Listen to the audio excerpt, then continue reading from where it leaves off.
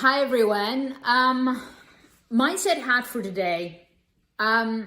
Never looked for or ever saw any scientific evidence for this, but I'm sure it exists. I mean, I can't imagine that it doesn't exist in either positive psychology or in the world of educational psychology or whatever. And if the research hasn't been done on it, then I again have one of these pieces where NLP, what I teach is ahead of the game, and science in many ways is catching up still with what people like me as NLP trainers, the methodology of NLP, have been teaching quite some time.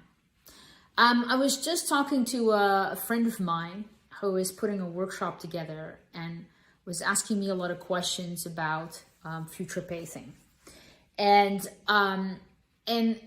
so I won't go into what future pacing is. That's just a whole other story. But it's about an understanding how interaction or communication really works. Okay.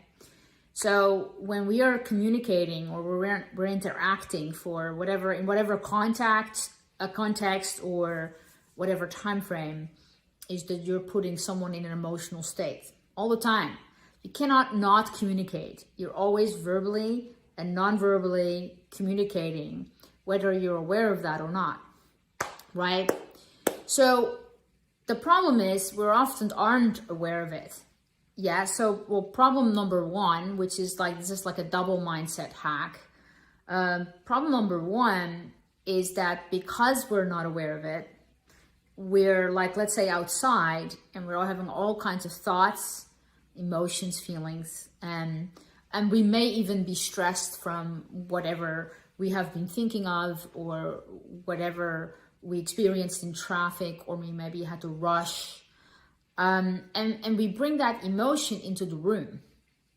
And there's a lot of people kind of worried about first impressions and things like that, which there's actually a lot of science also that may not be as important as you think it is. But it's interesting how when people say it's important to make a good first impression, that they're always talking about looks.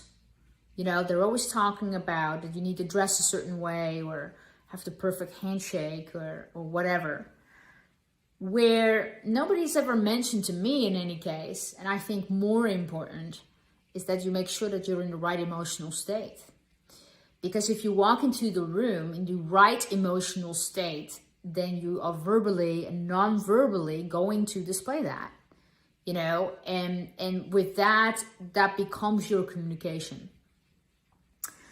And if we're not aware of that, we would walk into any given situation with whatever emotion we were feeling last, if that makes sense. And that may not always be the first impression that we want to leave, or the best way that we can make an impression, you know? So I, for instance, used to believe that I had to be on time, no matter what. And then I would be stressing out because something happened on the way. I missed the bus, or the bus was late, or whatever. I'm running and I'm stressed out of my mind. I'm angry at the bus. I'm angry at the whole situation. I'm stressed out. Walk into the room, and that's what I bring in there. And especially if I'm the leader, if I'm the teacher, that's exactly the emotion that I'm going to give to whoever I'm teaching, because I'm the one speaking verbally and non-verbally communicating, if that makes sense. So especially if you're a powerful communicator and you're a leader and people enjoy sort of listening to you, then what happens is that they're going to soak up like a sponge your emotions. They're going to be feeling those emotions even perhaps, or going to be having opinions on you. Does that make sense? It's like, oh, I like that energy, I don't like that energy, or whatever it is. So, first part of the mindset hack is to make sure that when you walk into the room, that you start to create a conscious awareness on what emotion you bring in there. And so you may actually develop a mindset hack or a habit for yourself that you're not going to step into a room until you've stepped in the emotion that would be beneficial to not just yourself, but also in connection to others. Yeah, so take that responsibility. The second piece of awareness is at the end of the meeting. And that is, often we just end a meeting and we're like, oh, are there any questions, or see you later, or whatever. But we're often not aware that whatever the emotional state is that we leave someone with in the end is what they are going to carry out of the room. So in essence, you are still going to be sticking on them. The sort of like the echo of you is going to be still sticking on them. And when people walk away from you, as they part with you, whether it's a seminar, whether it's a coaching session, whether it's a communication, that their thoughts, emotions, feelings are going to be based in whatever you left them behind with, wherever context you met them. And you may want to be deliberate or have a really serious thought about at least making that final, 2 minutes, 1 minute, 30 seconds to be a positive one. Because you want to leave people in a good, positive state, better emotional state when you found them, that's for sure. But also the echo of you ends up being something that's positive. And I believe that, when I was designing the master practitioner version of my training, there was a lot of thought on how do you end a 16-day, very special experience. How do you end that? When people have done NLP practitioner, NLP master practitioner, how do you end that? And by the way, these now exist also on video, NLP Foundation and NLP Advanced. And I'm going to make a sneak peek available free of charge of part of Foundation. So send an email to info@globalnlptraining.com if you want to have it. Yeah, so you can look at it, and it's all taped in Joshua Tree as a backdrop. Pretty cool. In any case, I really thought about what emotion do I want to end this 16-day experience. And one of the things that I really designed the training on, there's several pillars to it. One of them is that my aim, maybe game too, because I do think it's playful on my end to try to achieve that, is for people to fall in love with each other, for people to fall in love with humanity, for people to fall in love with each other's stories, right? And it's hard to fall in love with a LinkedIn profile or title. It's easy to fall in love with someone's story. It's easy to fall in love with someone's values and what's good about them. And so I'm not going to say what we do at the final day of Master Practitioner. For those of you who've trained with me know what it is. It's a secret assignment.